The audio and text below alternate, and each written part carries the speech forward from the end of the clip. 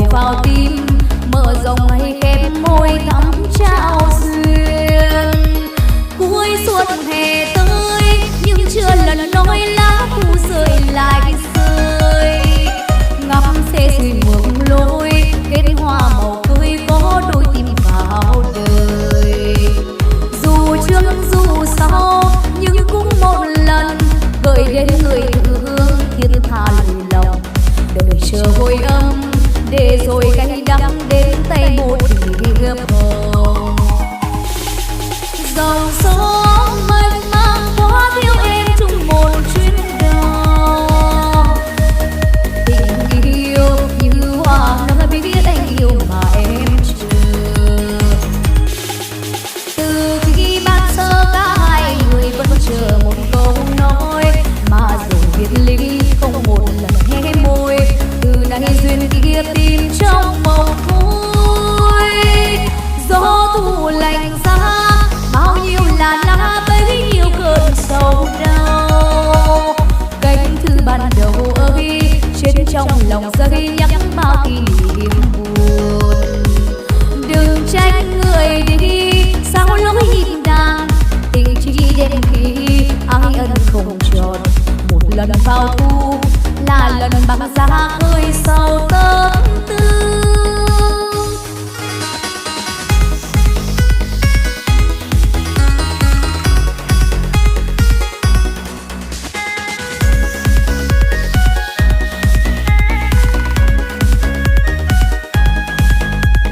Phút ban đầu ơi thư xanh màu giấy viết nhưng chưa gửi em. Ngó đi chung một lối đôi khi định nói với em một lời. Tình muốn con chung bước đường về, nào biết được khi nói lên nỗi niềm thì đều vào tim, mở rộng hay khép môi thắm trao duyên. Cuối xuân hè tới nhưng chưa lần nói lá thu rơi lại rơi, ngắm xe rơi mường lối kết hoa màu cưới có đôi tim vào đời.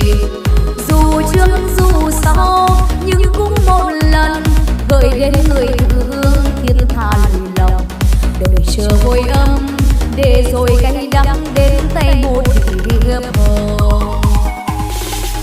Dòng sông mênh mang quá thiếu em chung một chuyến đò, tình yêu như hoa nở biết anh yêu mà em chờ. Từ khi ban sơ cả hai người vẫn chờ một câu nói, mà dù biệt ly không một lần hé môi. Từ nay duyên kia tìm trong màu vui, gió thu lạnh giá bao nhiêu là lá bấy nhiêu cơn sầu đau.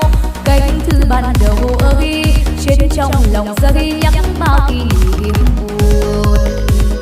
Đừng trách người đi sao lối nhịp đàn, tình chỉ đến khi ai ân không tròn.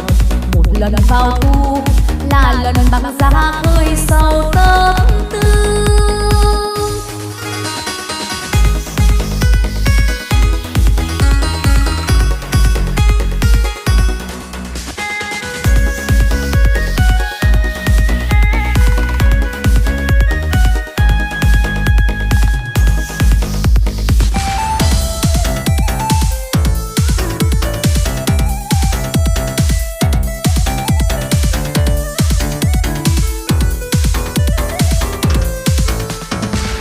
Đêm đêm người mùi hương, mùi hoa xứ nhà nàng, hương nồng hoa tình ai đậm đà lời đâu gọi tên. Nhà nàng cách gần bên, dàn hoa xứ quanh tường, nhìn sang chớp nhớ thương thầm, mơ ngày mai lứa đôi.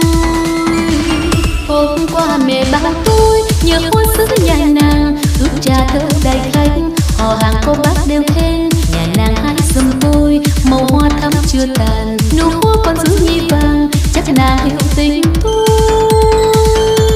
Nhưng đêm trước sâu em bước qua cầu, cuộc tình tan theo vết sâu, biết chăng ngày sau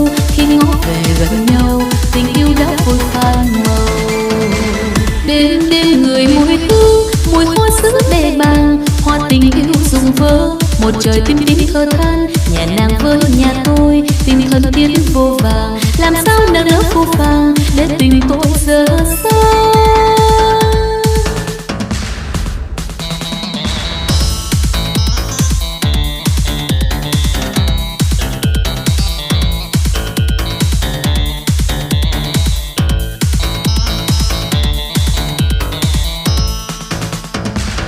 Đêm đêm người mùi hương, mùi hoa xứ nhà nàng, hương nồng hoa tình ai đậm đà lấy đâu gọi tên. Nhà nàng cách gần bên, dàn hoa xứ quanh tường, nhìn sang chợt nhớ tư thầm, mơ ngày mai lứa đôi.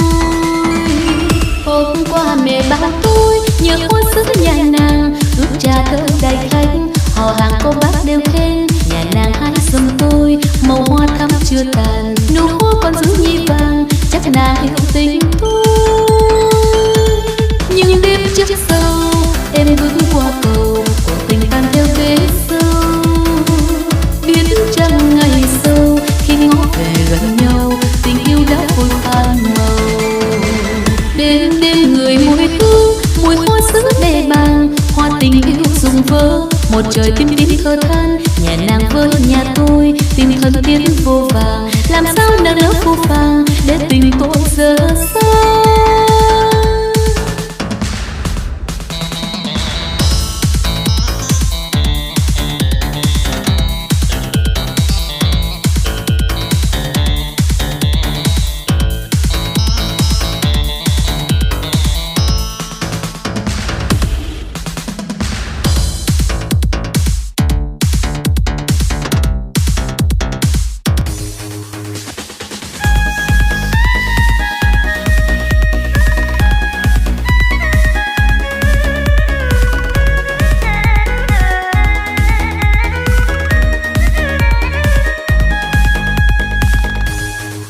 Ngày xưa tôi có quen một người em gái nhỏ, tôi đang 16 mái tóc chớm ngang vai, tình như nụ hoa nở trong lòng đời ngọt ngào. Rồi yêu thương ai đêm ghép cho đôi tim non, đến xuân qua cho nhau thấy nào nào. Ai thương yêu ai đó chỉ là tình của mỗi con người. Một hôm sẽ tuôn nghiêng đăng trình tôi ra từ, tiếng yêu buồn hơn đêm mưa lắng tâm tư. Người đi người thương nhớ nhau từng ngày từng giờ, thời gian trôi qua mau giữ tin yêu cho nhau. Đến mai sau nhưng ai biết ra sao, riêng tôi đêm nay nhớ thương một người lạnh buốt đêm dài.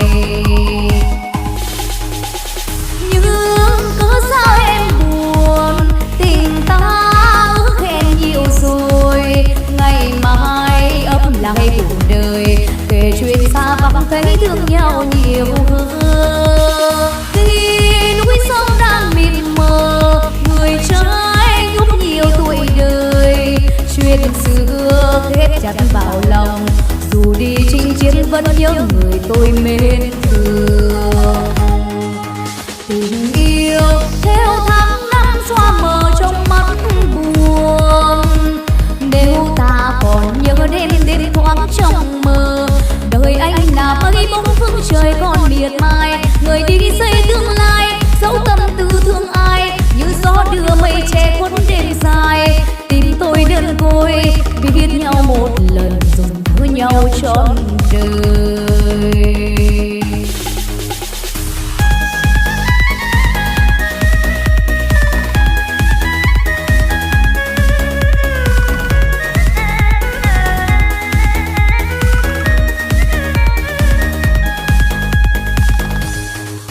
Ngày xưa tôi có quen một người em gái nhỏ, tôi đang 16 mái tóc chớm ngang vai, tình như nụ